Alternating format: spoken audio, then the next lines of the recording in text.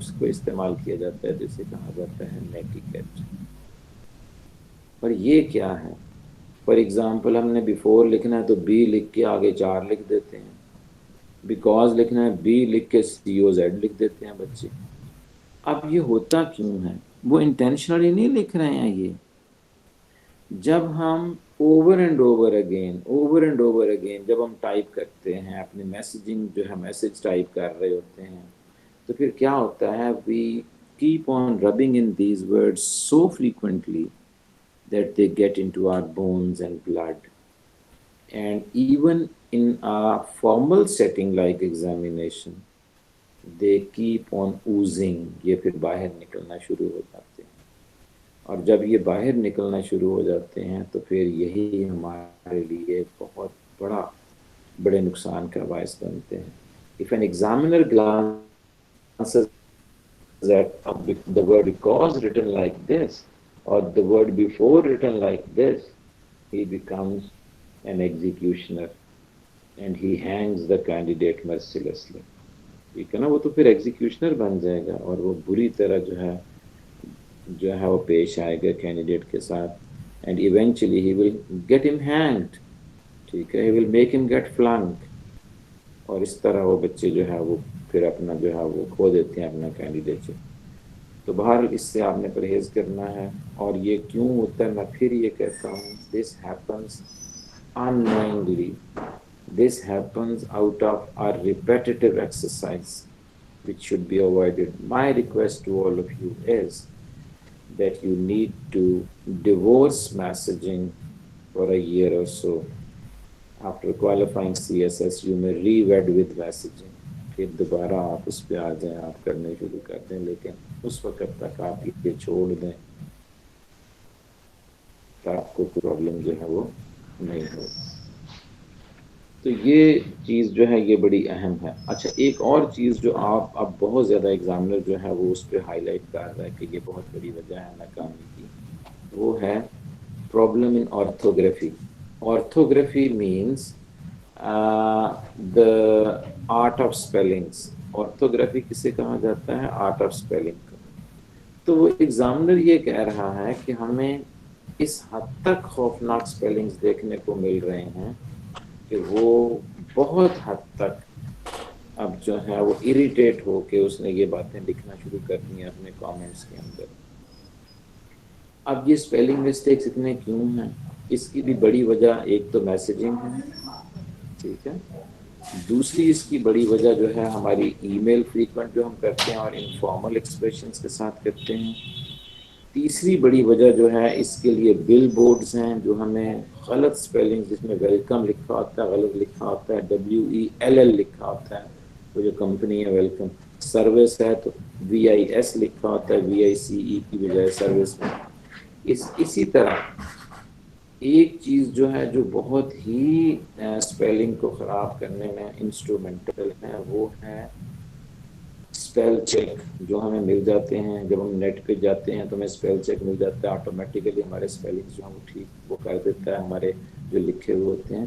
तो ये चीज़ें जो हैं they are quite instrumental in making him get flunk. ये हमें नाकाम करने में खासा अहम रोल प्ले कर रहे हैं।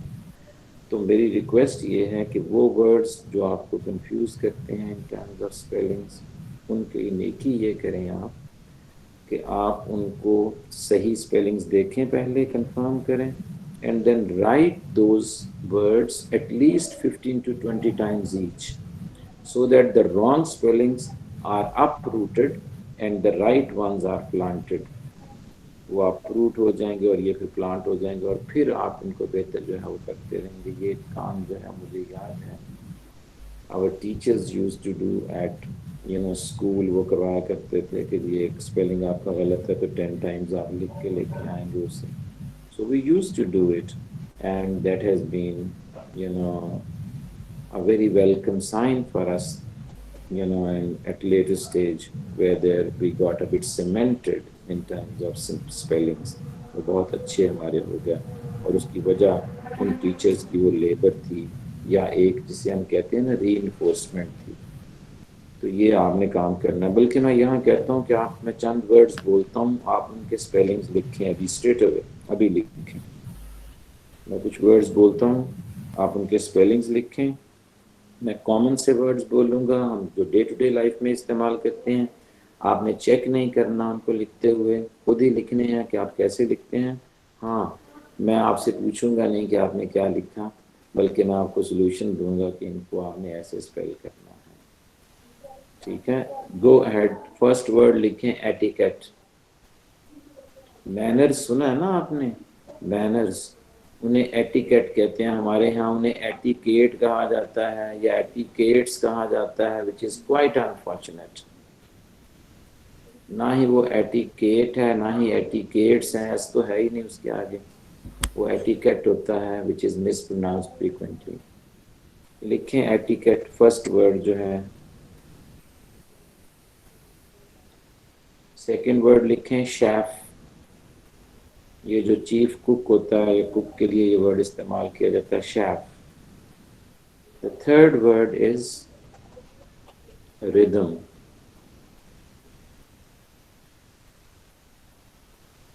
The rhythm of this writer in his writings is quite manifest. तो rhythm आपने लिखना है। The next word is omelette. अगला वर्ड ऑमलेट है, जो हमें नाश्ते में आमतौर पर मिलता है। ऑमलेट हमारे यहाँ था कि आमलेट हो गया, which is not omelette. Next, quorum.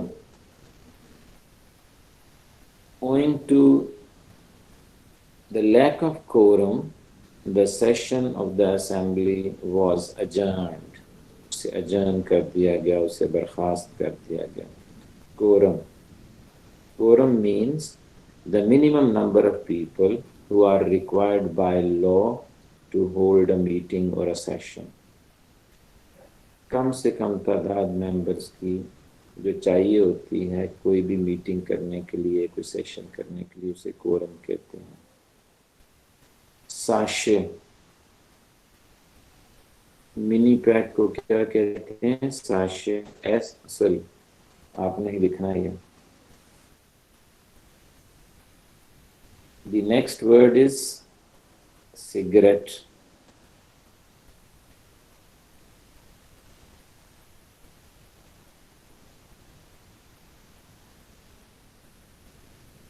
Next please, vacuum.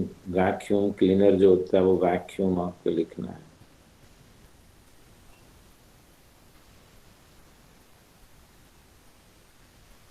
Explanation, next word explanation.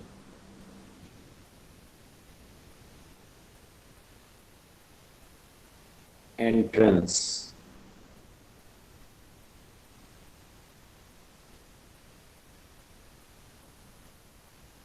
elite,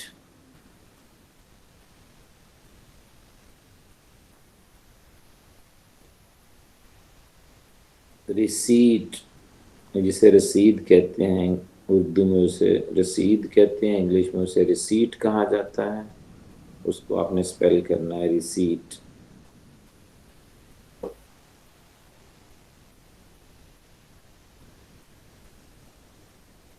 एक वर्ड आपने सुना होगा, उर्दू में से हम फानूस कहते हैं, इंग्लिश में ये वर्ड होता है शैंडलियर।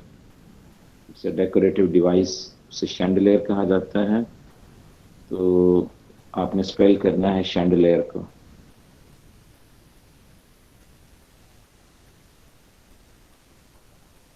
नेक्स्ट वर्ड है जीरोक्स, जिसे डिट्टो कॉपी कहते हैं। एग्जैक्ट कॉपी जो होती है वो जीरोक्स होती है।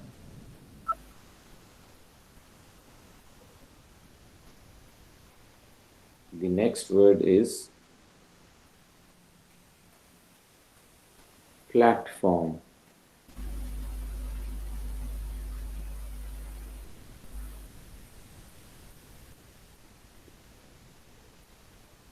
Questionnaire, questionnaire.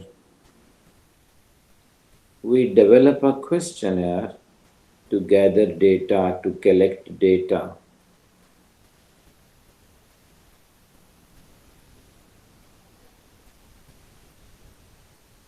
The next word is tableau. The kids presented tableau in the function.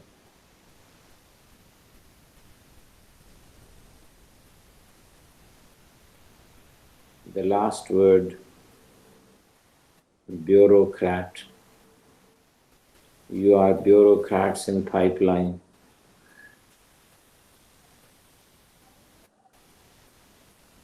ये लिख ली हैं आपने? Yes sir. जी चंगेजी लिखे हैं?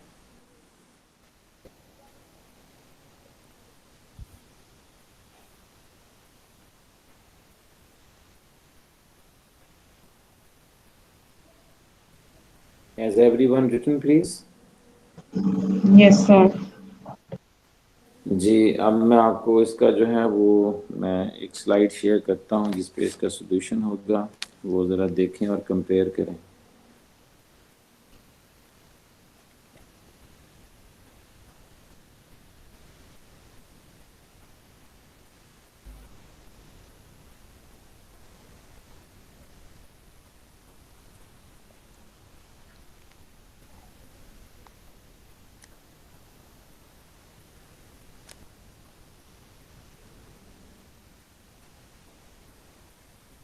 आपको स्लाइड शेयर हो रही है? यस सर, हो रही है।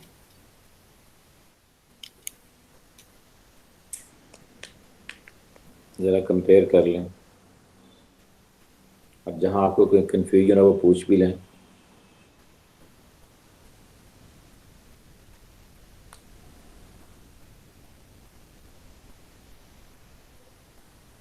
एक बहुत अहम चीज़ ये होती है कि अगर हम करेक्ट बोलेंगे ना किसी वर्ड को, तो फिर चांसेस होता है हम उसे करेक्ट लिखेंगे भी। अगर हम बोलेंगे ही प्लेटफॉर्म तो लिखेंगे भी प्लेटफॉर्म, लेकिन अगर हम बोलेंगे प्लेटफॉर्म तो लिखेंगे भी प्लेटफॉर्म। एक वर्ड इस्तेमाल होता है उसे कहते हैं मैन होल। सुना है कभी? Open man whole.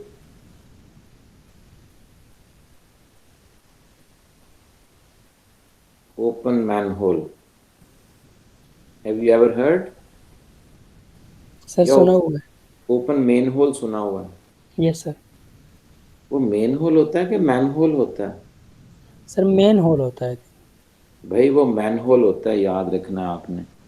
MAN man, HOLE manhole का मतलब होता है कोई बड़ा सा होल जिसमें बंदा कोई जाके कोई अगर ऑल्ट्रेशंस करनी है, कोई सही करना है कुछ तो उसको कर सके, उसे कहते हैं मैन होल। क्योंकि वो बड़ा होता है हमारे हाथ आके मेन होल हो गया।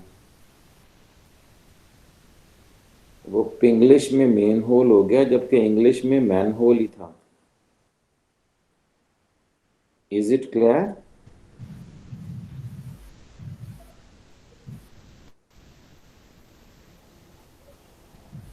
ये आपने देख लिए हैं सारे वर्ड्स, अपने साथ कंपेयर कर लिए हैं? Yes sir.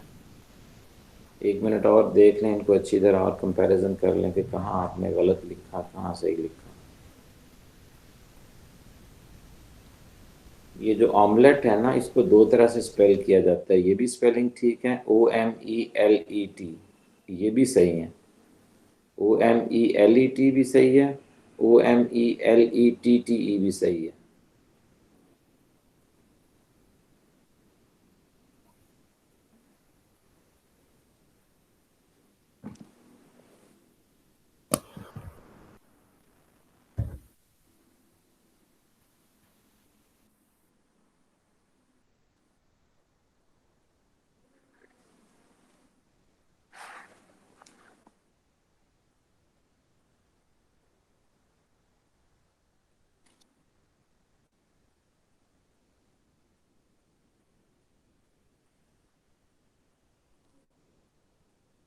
जी अब कोई इशू आपका इस हवाले से? Any problem anywhere?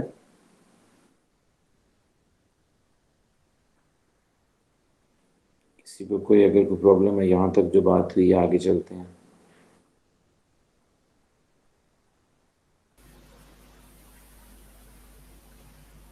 जी, आगे जो एग्जामिनर बहुत बड़ा ग्रीवेंस शो करता है कि इस वजह से मैं फेल करता हूँ, वो है पंक्चुएशन। और उसमें ख़ास तौर पे दो चीज़ों के बारे में वो बहुत टची है। एक है कैपिटलाइजेशन और दूसरा है अपॉस्ट्रोफी। इन दोनों के बारे में you have to be very careful. बाकी भी सारे पंक्चुएशन सिंबल्स के बारे में केयरफुल रहें, लेकिन इनके बारे में बहुत एक्स्ट्रा केयर करनी पड़ेगी। मैं अभी जो है ना एक आध सेशन के बाद आ जाऊँगा पंक्चुएशन पे भी, और उस पर फिर मैं आपको इन डिटेल जो है कुछ एक्सरसाइजेस के साथ हम काम करेंगे और आपको बताया जाएगा कि कहाँ आपने अपॉस्ट्रोफी लगानी है, कहाँ अपॉस्ट्रोफी एस आएगा, कहाँ खाली अपॉस्ट्रोफी आएगी एस के बगैर, कहाँ आपने नहीं लगानी है। ये सारी चीज़ें जो, और ख़ास तौर पे जो एग्जामिनर इरिटेट होता है अपॉस्ट्रोफी के हवाले से, वो है इट्स और इट्स का इस्तेमाल। तो इस पर मैं आऊँगा इंशाल्लाह अज़ीज़ अभी अपने अपने जो नेक्स्ट एक आध सेशन के बाद जो है, जब हम पंक्चुएशन पे उसे टेकअप करूँगा तो उस पर आ जाऊँगा। तो ये कुछ बातें। इसके अलावा वो कहता है कि बहुत सा क्रैम्ड स्टफ जो है मुझे देखने को मिलता है। बल्कि यहाँ मैं एक बात करूँगा, एग्जामिनर ये कहना चाहता है कि there is a contrast in scripts between purple patches and prosaic patches. अब राइटिंग के अंदर दो तरह की चीज़ें होती हैं, एक होते हैं पर्पल पैचेस, एक होते हैं प्रोजेक पैचेस। पर्पल पैचेस कहते हैं बहुत ही खूबसूरत एक्सप्रेशन, बहुत खूबसूरत expression, full of elegant language, ठीक है, उस एक्सप्रेशन को कहते हैं purple patches, PURPLE, patch, PATCHES। और एक होते हैं प्रोजेक पैचेस, बड़े थकी थकाई सी एक्सप्रेशंस जो हैं, बहुत ही मोनोटनस सा लिखा हुआ, ठीक है, और बड़ा ही कॉमन सा, उसमें कोई फ्लेवर नहीं है एज सच। याद रखें, एग्जामिनर ये कहता है कि अगर किसी पेपर में उसे ये कॉन्ट्रास्ट मिलता है कि एक तरफ कोई पर्पल पैचेस हैं, कहीं प्रोजेक है, बिल्कुल, examiner reaches the conclusion that the purple patches are imported stuff, whereas prosaic patches are the indigenous stuff।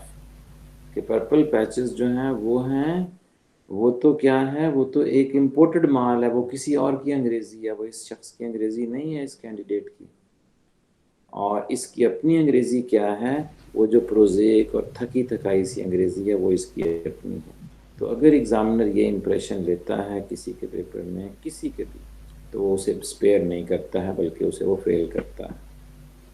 इस कॉन्ट्रास्ट से आपको बचना है। You have to indigenise anything taken from someone else's, some other source.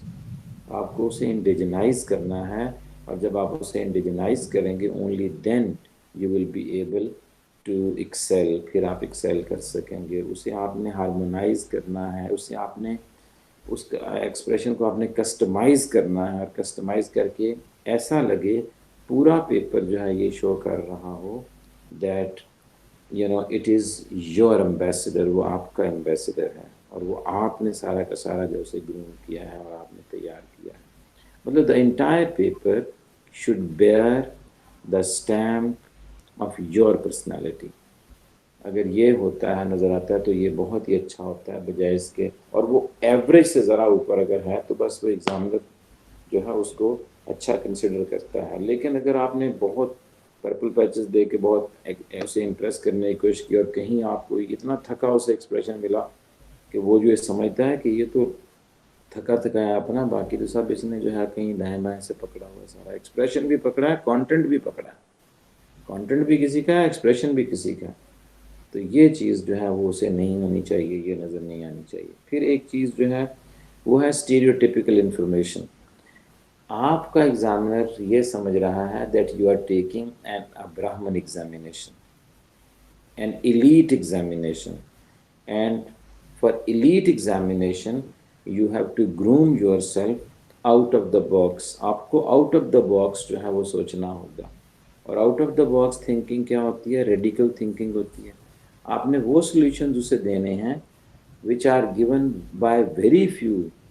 ये नहीं है कि भेड़ चाल चला हुआ हो आपका पेपर, उसमें सारी स्टीरियोटिपिकल इंफॉर्मेशन है। No, you have to be a bit unconventional.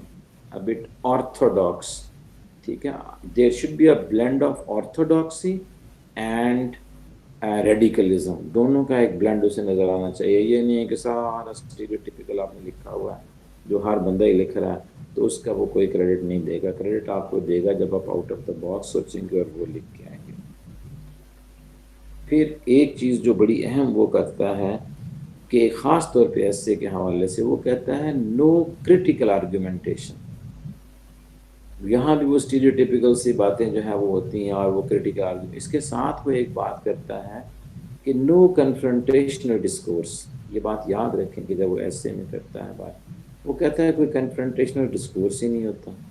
फर्ज किया आपका एग्जामिनर आपसे पूछ रहा है कि आपने जो है इस कंप्यूटर अ बून और अ बेन, क्या कंप्यूटर एक नेमत है या लानत है? इज इट अ ब्लेसिंग और अ कर्स? बून कहते हैं ब्लेसिंग को, BOON, और बेन कहते हैं कर्स को, BANE। तो अगर वो कहता है कि क्या ये एक ब्लेसिंग है या कर्स है, तो आपने बीइंग CSS कैंडिडेट, अगर आप उसे ये प्रूव करना चाहते हैं कि ये ब्लेसिंग है, तो ज़रूर आपके स्ट्रॉन्गर आर्ग्यूमेंट्स उसकी फेवर में आने चाहिए। However you must give the confrontational discourse. आपको बताना है कि जो लोग इसे बेन कह रहे हैं, कर्स कह रहे हैं, उनके ये उनके दलाइल हैं, और उनके दलाइल के साथ आपने अपने दलाइल दे के रिबट करना है। या शुरू में ये कर लें कि सारे अपने उसकी फेवर में दलाइल दें, और फिर उसके बाद जो है आप 2 पेजेस तकरीबन लिखें, जिस पे आप जो है वो लिख लें। But as far as the confrontational discourse is concern, उस कन्फ्रंटेशनल डिस्कोर्स को आप अंडरलाइन करें, क्योंकि एग्जामिनर बार बार उस पर आता है कि there is no room for confrontation, the people don't give room to confrontational discourse, वो देते नहीं हैं और एक ही बात को किए जाते हैं, और वो दूसरी साइड जो होती है वो दिखाते ही नहीं है। और जब वो दूसरी साइड दिखाते ही नहीं है, तो इसका मतलब क्या है कि वो उनको दूसरे रुख का पता ही कोई नहीं है। सिर्फ उन्होंने वो चीज़ जो है जिसको वो डिफेंड किए जा रहे हैं, बस वही उन्हें पता है। उन्हें दूसरी साइड को जो है वो उन्होंने उस पर पढ़ा ही नहीं है, या उनके पास कुछ है नहीं है। ये चीज़, this is going to be fatal in essay writing. और ये बहुत हद तक बहुत से बच्चे, बड़े बड़े अच्छे बच्चे, फिर जो है owing to the absence of confrontational discourse, वो भी फेल हो जाती है। एक और बात याद रखें, मुझे इससे के हवाले से ज़हन में आ रही है, वो ये है कि CSS का एग्जामिनर एक कैंडिडेट से ये एक्सपेक्ट करता है एस्से में, ख़ास तौर पे एस्से में या बाकी क्वेश्चन को अटेम्प्ट करने में, बाकी पेपर्स में भी, कि आपने अगर कोई एक मसला बताया गया है, कोई करप्शन पे या कोई और ऐसा मसला है, और उसने नहीं भी पूछे आपसे सॉल्यूशंस, तो आपने एंड पे लास्ट बट 1 पेज जो है, या एक आध पेज आखिरी जो है, उस पर ज़रूर सॉल्यूशंस देने हैं। और ये इसलिए देने होते हैं कि आप जो है वो कल को आपने, आप you are going to be decision makers, और बहुत सारी रिकमेंडेशंस जो होती हैं उनमें से आपने कोई एक जो है वो डिसीजन लेना होता है। तो आपको कम से कम रिकमेंडेशंस देनी आनी चाहिए पहले, और उसके बाद फिर डिसीजन करना आना चाहिए। बीइंग अ ब्यूरोक्रेट आपकी ग्रूमिंग का हिस्सा है। दूसरी वजह ये है कि आपकी अपनी राय होती है। ब्यूरोक्रेट को समझा जाता है कि उसकी एक राय होती है। इस दुनिया में कोई 90% लोग ऐसे हैं जिनकी कोई राय नहीं होती। दे जस्ट बोरो ओपिनियन, वो बोरो करते हैं राय, उनकी अपनी कोई राय नहीं होती। अपनी राय उस बंदे की होती है जिसके सामने एक थीसिस, एंटीथेसिस हो, और वो उसे सिंथेसाइज करना जानता हो। अगर वो थीसिस एंटीथेसिस को देख के सिंथेसाइज कर सकता है, तो हम कहते हैं कि उसकी राय है। अगर वो नहीं कर पाता तो उसकी कोई राय नहीं है। तो आपको चीज़ों को सिंथेसाइज करके आना चाहिए जब आप ऐसे अटेम्प्ट कर रहे हैं। Your expertise in reaching a synthesis will give your examiner an impression that you are fit for being a bureaucrat. आप इस काम के लिए फिट हैं। ये चीज़ जो है बहुत ज़्यादा ज़रूरी है।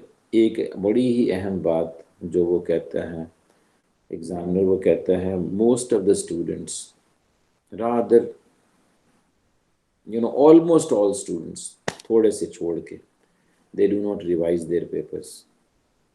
कहीं कॉमा नहीं लगाया, कहीं कैपिटलाइज नहीं किया, कहीं कोई और गलती कर दी, कहीं कोई डबलिंग कर दी। ठीक है, ये चीज़ें होती हैं। आई request you all that attempt a question, revise it.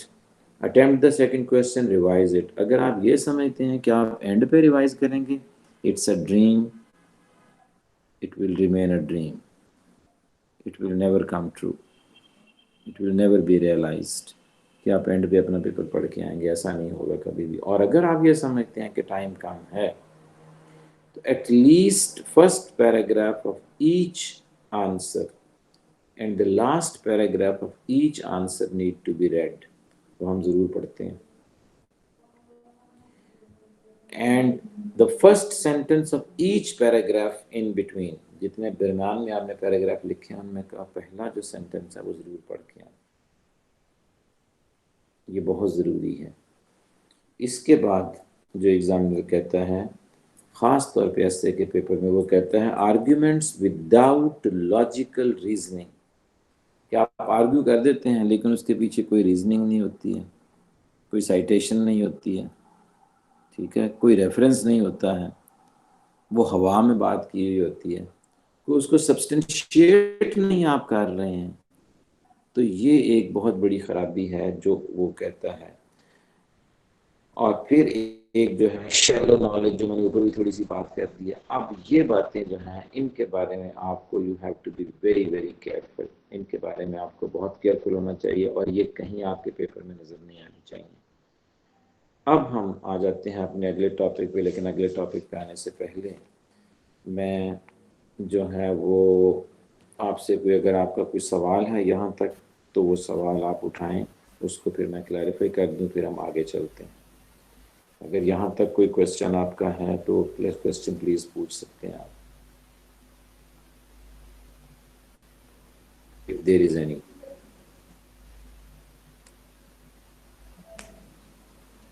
Is it clear now? अब हम आ जाते हैं, ज़रा थोड़ा सा हल्की सी एक एक्सरसाइज एक दो करते हैं, जिससे मुझे थोड़ा सा क्लैरिटी हो जाएगी to what extent you are good at. अच्छा, एक बात और याद रखें, देखें, people may be born with a silver spoon in their mouth, being born in the royal family, born in an elite family, no, born with a silver spoon. You might have seen people born with a silver spoon in their mouth, but you might not have seen anyone born with a silver tongue in his mouth or silver pen in his hand. The silver tongue or the silver pen are to be cultivated through labor.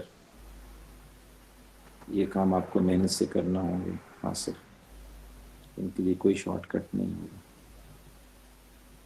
एक बंदा जो अपने muscles जो है बनाना चाहता है, ठीक है, उसकी कोई हेल्प कर सकता है दूसरा बंदा, कि उसकी गाड़ी ड्राइव करके उसको ले जाए जिम, उसका टॉवल कैरी कर ले, उसका और पैराफर्नेलिया जो है वो पकड़ ले, लेकिन उसको अपने पुशअप्स जो होते हैं ना वो खुद करने पड़ेंगे,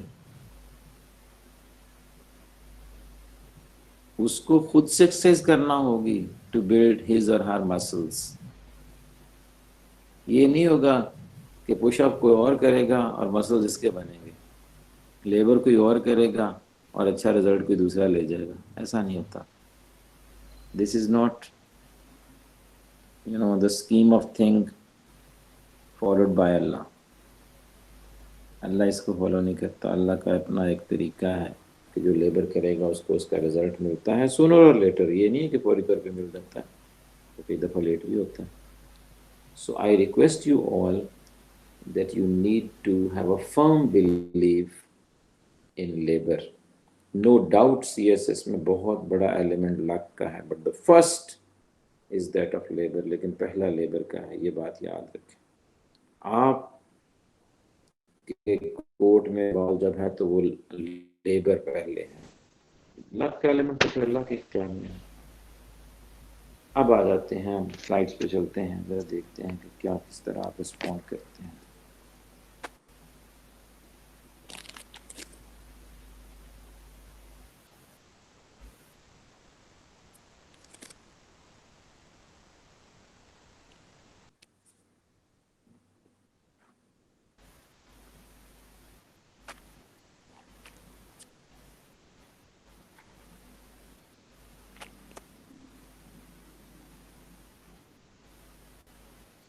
जी देखें, synonyms and antonyms. 3 out of 4 words in each line are synonyms. The fourth is an antonym and circle it. पढ़ेंगे इन वर्ड्स को। हर लाइन में 4 वर्ड्स हैं, उनमें से 3 के मानी एक जैसे हैं। चौथा जो वर्ड है वो ऑलमोस्ट एंटोनिम है। आपको हर लाइन में उसे आइडेंटिफाई करना है, सर्कल करना है।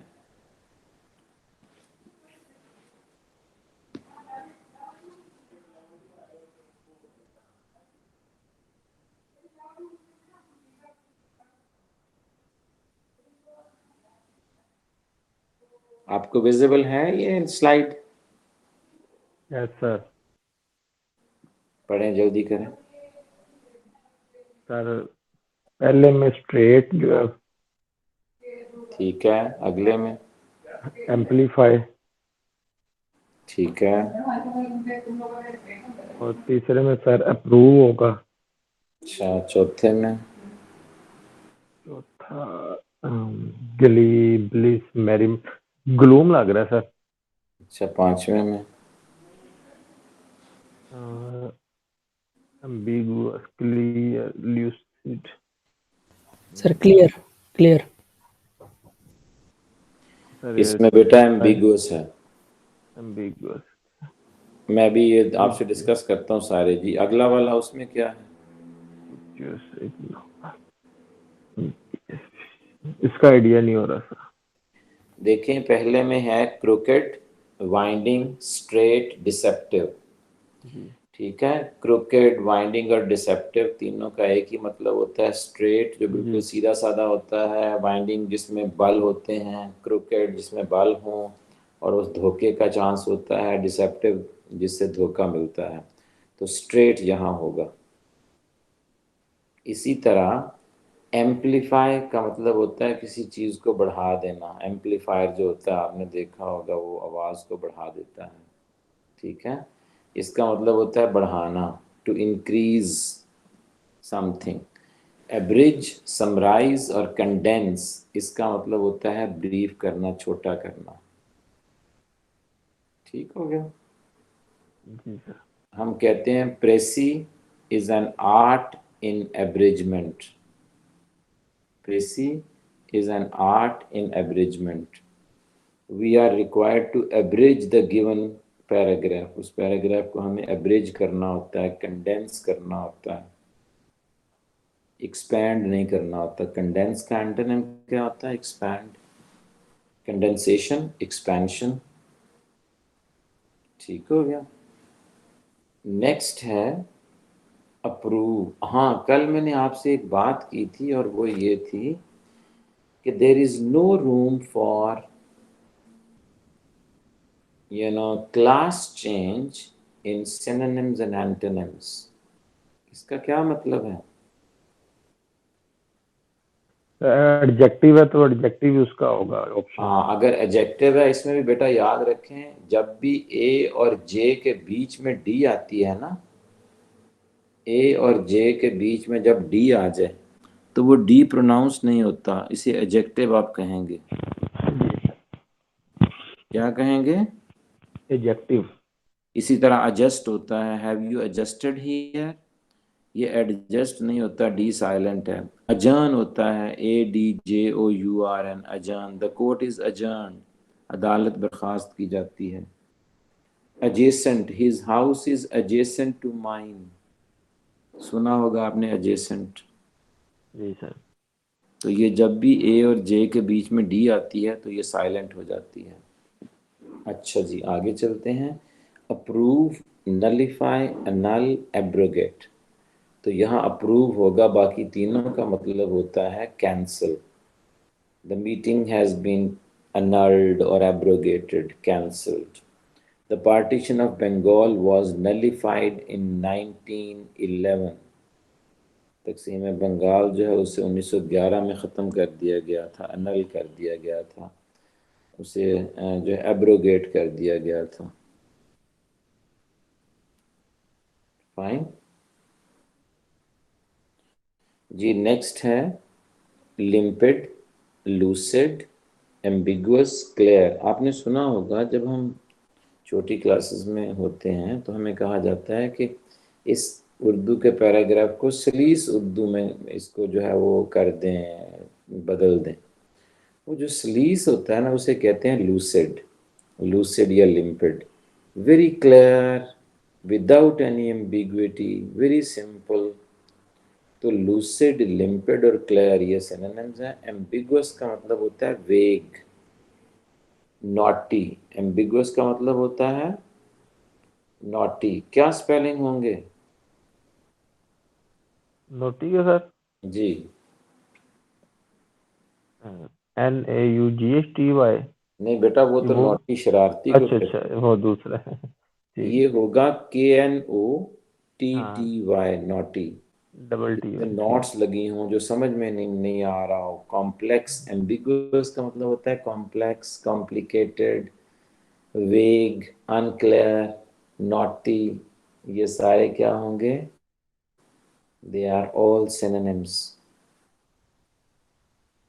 क्लियर? जी sir. The next one is virtuous, ignoble, impious, vicious। Virtuous का मतलब होता है पाकबाज। ये वर्चू से निकला है, VIRTU। आपने सुना होगा ये वर्ड वर्चू। इसे वर्चू कहना है, ये विर्चू नहीं है, ये गलत बोला जाता है आमतौर पे, वर्चू। ठीक है। तो वर्चुअस का मतलब होता है नेक, पाकबाज। जबकि इग्नोबल, इम्पियस और विशियस ये इसके एंटोनिम्स हैं। वर्चुअस का जो सीधा साधा एंटोनिम है वो है विशियस। आपने सुना होगा वर्चू कहते हैं नेकी को और वाइस कहते हैं बुराई को, VICE। ठीक है। VICE किसे कहते हैं? बुराई को।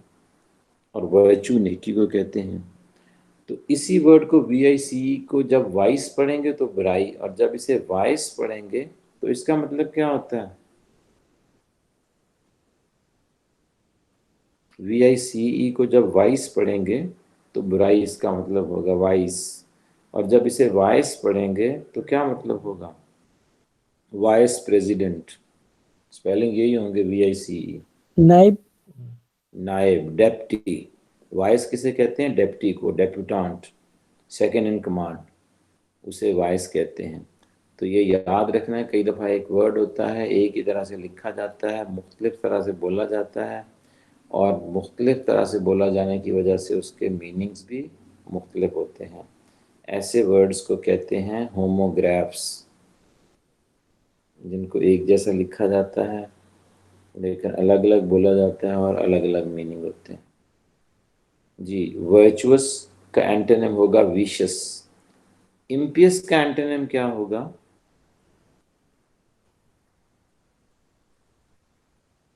पायस सुना है कभी आपने? Pious. Pious. Yes sir. Pious, नेक। पायस कहते हैं नेक, पाकबाज। और इम्पियस बद के लिए इस्तेमाल होता है। इसी तरह आपने सुना होगा नोबल। तो नोबल का एंटोनिम इग्नोबल होता है। तो यहाँ वर्चुअस जो है उसे हम अंडर करेंगे, सर्कल करेंगे। बाकी इम्पियस, इग्नोबल और विशियस इनके एक जैसे मीनिंग होते हैं। So any problem here in this slide? Sir ये वाला तो रह गया जो ग्ली ग्लूम वाली लाइन है। हाँ हाँ हाँ, ये वाला रह गया, ग्ली, ग्लूम, मेरीमेंट, ब्लिस। ठीक है, बिल्कुल। अच्छा, ग्ली जो होता है ना, glee happiness, merriment happiness, and bliss happiness. ठीक है। और ग्लूम कहते हैं सैडनेस को, उदासी को, तारीकी को, वो ग्लूम कहा जाता है। तो यहाँ हमारा चॉइस होगा gloom. Gloom means darkness, gloom means nostalgia, gloom means sadness, तो ये उस सेंस में इस्तेमाल होता है। Is it clear now? Yes, sir. Good, आगे चलते हैं जी। हाँ, ये देखें स्लाइड, इसमें भी सेम क्वेश्चन है जो मैंने पीछे आपसे किया था। 3 out of 4 words are synonyms, the fourth is an antonym, and circle the antonym। ये वर्ड जो पहली ही स्लाइड में 2 वर्ड्स हैं, मैंने थोड़ी देर पहले बोले थे, बून और बेन।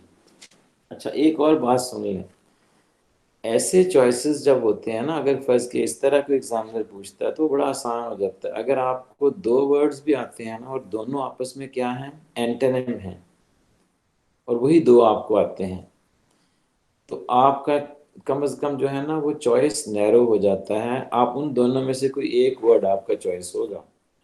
अगर वो एंटोनिम है तो जाहिर है एक उन्हीं में से एक वर्ड होगा जो आपने चूज करना है। अगर आपको 2 वर्ड्स आते हैं और दोनों सिनोनिम्स हैं 4 में से, इसका मतलब है वो दोनों ही आपका चॉइस नहीं, बाकी 2 में से आप कोई एक लेंगे, तो इस तरह आपका चॉइस थोड़ा सा नैरो हो जाता है। यू गेट व्हाट आई से? Yes, sir. अब देखें, इनको पढ़ें हरिया।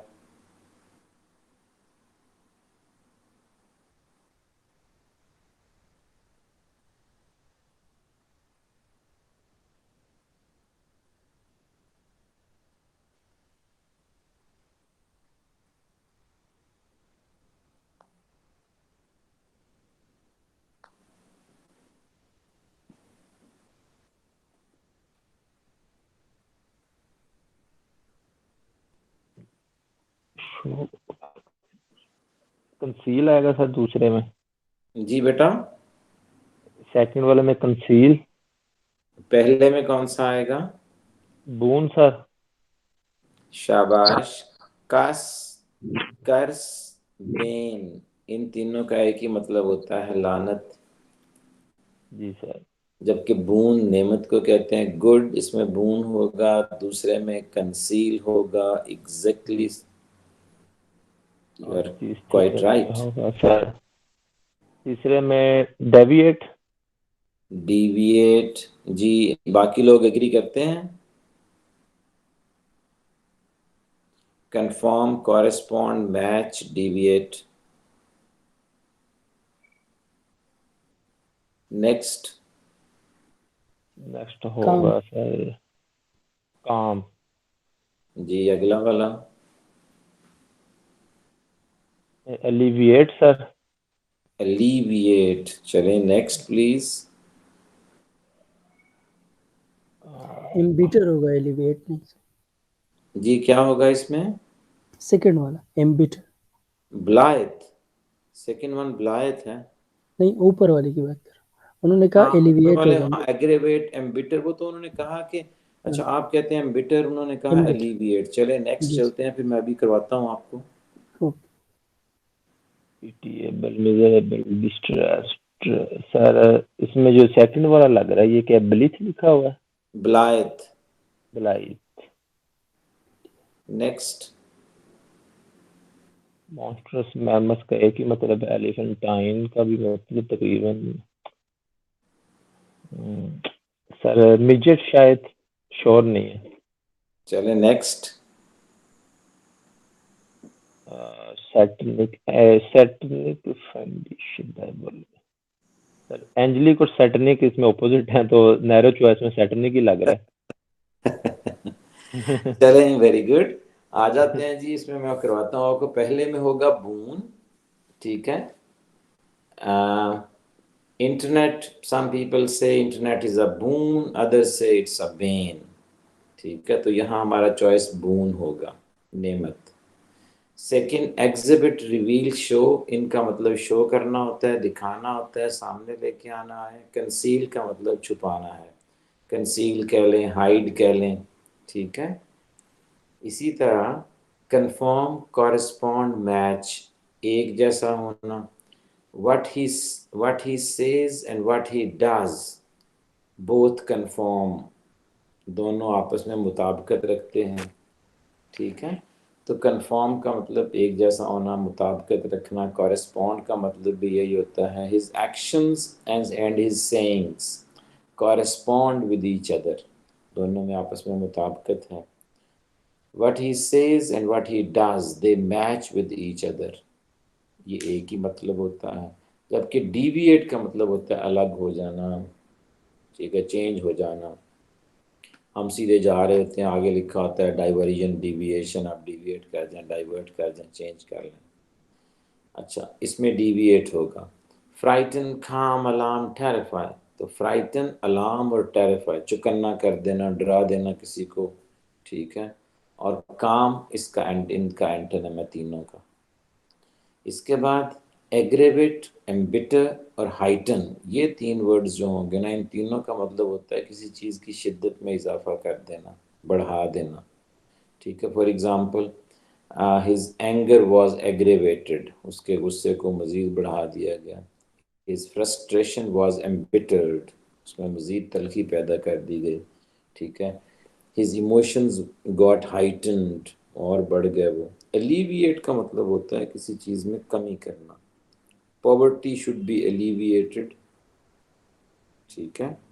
The tension need to be alleviated, tension को एलिविएट होना चाहिए, इसकी शिद्दत में कमी होनी चाहिए। इसी तरह आगे है मिजेट, सॉरी आगे अगला वाला है पिटिएबल, पिटिएबल, मिजरेबल, डिस्ट्रेस्ड। इन तीनों का मतलब बहुत ही खस्ता हाल होना, काबिल तरस, काबिल रहम हालत में होना, ठीक है, परेशान होना बहुत। और ब्लाइथ का मतलब होता है चीयरफुल, खुशबाश। O blithe newcomer, darling of the spring, एक पोम शुरू होती है जो है पोम में पहले ही लाइन में जो है विलियम वर्ड्सवर्थ की कुकू उसका नाम है, टू द कुकू, उसमें वो वेलकम करता है और कहता है वो ब्लाइथ न्यू कमर, चीयरफुल, जॉन्टी, जॉली, हैप्पी, इसे कहते हैं ब्लाइथ। नेक्स्ट लाइन में है मिजेट, ये हमारा चॉइस होगा। Midget mean very small, tiny, midget tiny को कहते हैं small.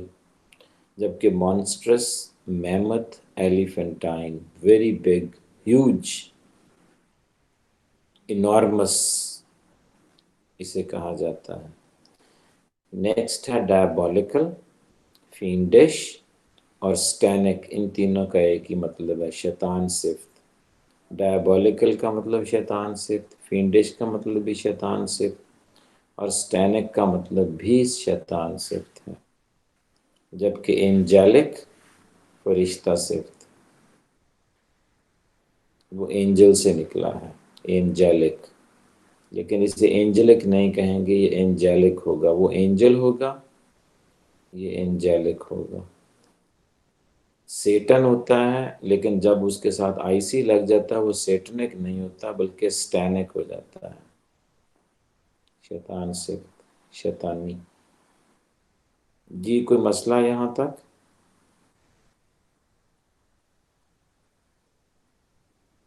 Any problem? Anyone having any problem? No sir.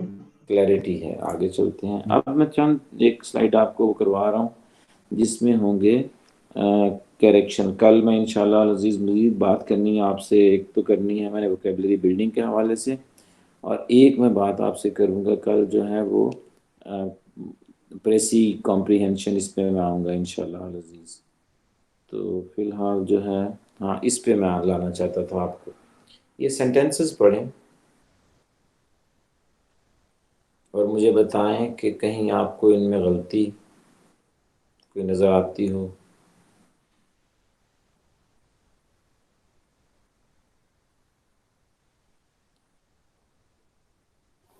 Sir ये फर्स्ट वाले में मीन्स नहीं आएगा, मीन आएगा। ये सारे पढ़ लें आप, उसके बाद फिर इन्हें डिस्कस करते हैं।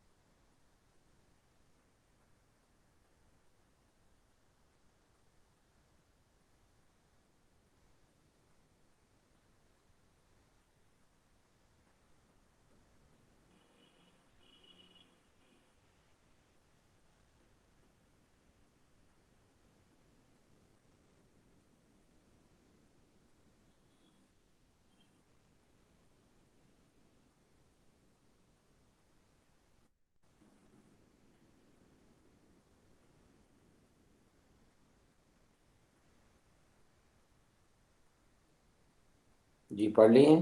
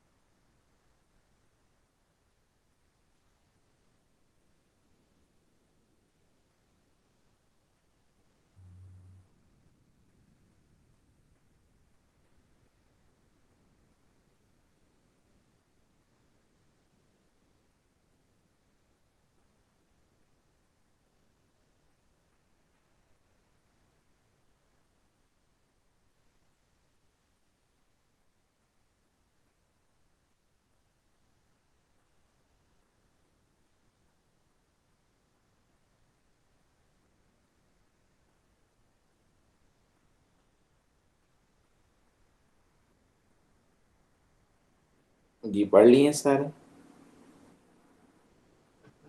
आई थिंक फॉर श्योर हर एक ने पढ़ ली होंगे अब तक तो। जी बेटा? मैंने जी कहा सर फॉर श्योर सबने पढ़ लिए होंगे। हाँ, पहले पे चलते हैं जी। It's a viable means of resolving the problem.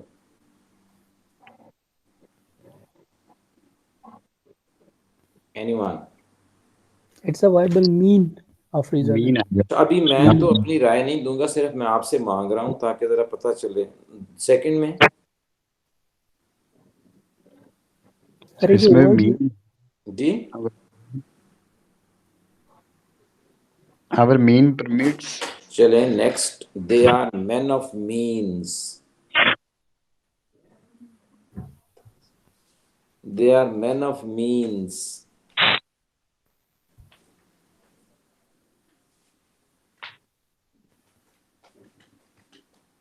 चलें चौथे पे चलते हैं। Is his hair grey? आ रहा है सर। आ रहा है। चलें नेक्स्ट है। The scenery of Murree is charming. the scene sceneries Murree के मनाजर खूबसूरत हैं। Sceneries of Murree, the sceneries of Murree. Next है। Almost all the peoples of the world believe in the basic human rights. All the people of the world. Pakistan is facing multiple crisis. Pakistan is facing several crisis. अच्छा, spelling यही रहेंगे crisis के? नहीं, I S आएगा, I S. अच्छा, he likes pine nut furniture. Furnitures आएगा sir. अच्छा बेटा, ये सारे सेंटेंसेस करेक्ट हैं। अब कैसे करेक्ट हैं मैं आपको बताता हूँ। एक वर्ड होता है मीन, एक होता है मीन्स। पहले तो ये याद रखें। मीन जो होता है ना, जब ये वर्ड मीन होता है MEAN, मीन, तो या ये वर्ब इस्तेमाल होता है या ये एडजेक्टिव इस्तेमाल होता है। मैं इस्तेमाल करके आपको बताता हूँ। लेकिन जब ये वर्ड नाउन बन जाता है ना, तो कभी मीन इस्तेमाल नहीं होता, ये हमेशा मीन्स होता है। यहाँ तीनों जगहों पे मैंने इसे नाउन के तौर पे इस्तेमाल किया है।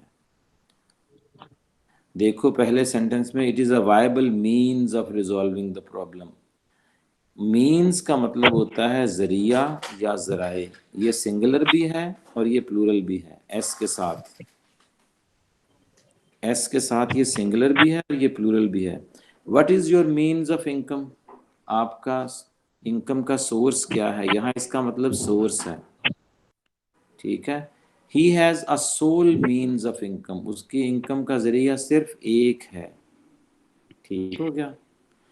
अच्छा, इसी तरह दूसरे में देखें। आवर मीन्स परमिट अस, हमारे वसाइल हमें इजाज़त देते हैं। यहाँ ये प्लूरल इस्तेमाल हुआ है। ऊपर ये पहले सेंटेंस में मीन्स जो इस्तेमाल हुआ वो सिंगुलर इस्तेमाल, तीसरे सेंटेंस में फिर ये प्लूरल इस्तेमाल हुआ है। They are man of means, वो वसाइल वाले आदमी हैं, वो अमीर लोग हैं। अच्छा, तीनों जगहों पे ये नाउन है। अब मैं आपको बताता हूँ जब ये वर्ब इस्तेमाल होता है ना, for example, what do you mean by this word, हम कहते हैं मीन। आई मीन दैट, हम कहते हैं ना आई मीन। हाँ, जब थर्ड पर्सन सिंगुलर लेते हैं तो उसमें ही मीन्स, शी मीन्स, दैट ये आ जाता है। तो ये सोच लें कि जब ये वर्ड MEAN, जब ये वर्ब इस्तेमाल होता है ना, तो कभी मीन और कभी means, according to the situation. जब ये एडजेक्टिव इस्तेमाल होता है तो हमेशा मीन होगा। It is a mean act, avoid it. ये बहुत घटिया काम है, इससे परहेज करें। सुन रहे हैं? जी सर। और जब ये नाउन इस्तेमाल होगा तो हमेशा मीन्स। फिर से सुने, नाउन हमेशा मीन्स, एडजेक्टिव हमेशा मीन बगैर एस के, जबकि verb according to the situation sometimes mean, sometimes means. I think it is digested now. You got it or not? जी सर। सर इसमें एक क्वेश्चन है। जी जी चंगेजी। ये सर सिंगुलर तो फिर as a mean as noun तो फिर यूज ही नहीं हो सकता। मीन एस के बगैर? हाँ जी। ओ भाई, एस के वो है ही, सिंगुलर भी मीन्स है, प्लूरल भी मीन्स है। ठीक है। हाँ, what is your means of income, what is your means of income जब मैं पूछता हूं तो आपका रोजी का जरिया क्या है? यही तो मसला है इसमें। हम हर वो कर देते हैं, बच्चे जो है ना, जब वो सिंगुलर होता है तो वो मीन कर देते हैं, वो गलत होता है। ठीक ठीक सर। है, मीन्स का मतलब सुन लो फिर से। मीन्स जो एस के साथ है, जब ये नाउन इस्तेमाल होता है, इसका मतलब होता है सोर्स और सोर्सेज। अच्छा, चौथा वर्ड है, चौथा सेंटेंस है, is his hair grey, his hair is black, his hair is white, his hair is grey, his hair is auburn. ठीक है, ये जिस तरह हम कहते हैं ना, हिज हेयर इज ऑबर्न। ठीक है, तो हिज हेयर इज ग्रे, बालों के साथ हमेशा इज इस्तेमाल होगा, याद रखें। हिज हेयर और हेयर्स भी नहीं आएगा। पांचवा sentence, the scenery of Murree is charming, मरी के मनाजर खूबसूरत हैं, दिलकश हैं। ठीक है, तो ये सीनरीज कभी नहीं आएगा, याद रखें। It is always the word scenery that is used. The scenery of Nathia Gali is fantastic. Almost all the peoples of the world, याद रखें, people का मतलब होता है लोग, जबकि peoples का मतलब होता है nations. All the nations, all the peoples of the world believe in the basic human rights. Is it clear now? Yes, sir. People इस्तेमाल होता है लोगों के लिए, peoples इस्तेमाल होता है nations के लिए। Next, Pakistan is facing multiple crisis. याद रखें, CRISIS सिंगुलर होता है, उसे क्राइसिस कहते हैं। बहरान एक, CRISES क्राइसिस होता है, ये प्लूरल है। बहरानात, ज्यादा बहरान। तो मैंने यह जहाँ लिखा तो हुआ था मल्टीपल, बहुत सारे। Is it clear now? जी sir. Yes. He is facing a number of crises आएगा, crisis आएगा।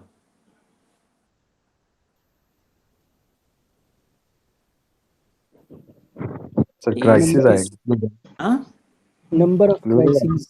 A number of, Number of crises. very good, a number of crises, a number of students, a number of flowers, बहुत सारे flowers, good। जिस तरह देखो ना, हम thesis होता है, THESIS थीसिस होता है, तो उसकी प्लूरल क्या होती है? Theses, THESES।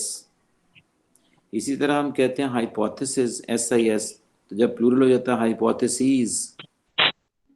और हम अक्सर ठोके रखते हैं हाइपोथेसिस ही कहते हैं, लेकिन वो गलत कह रहे होते हैं।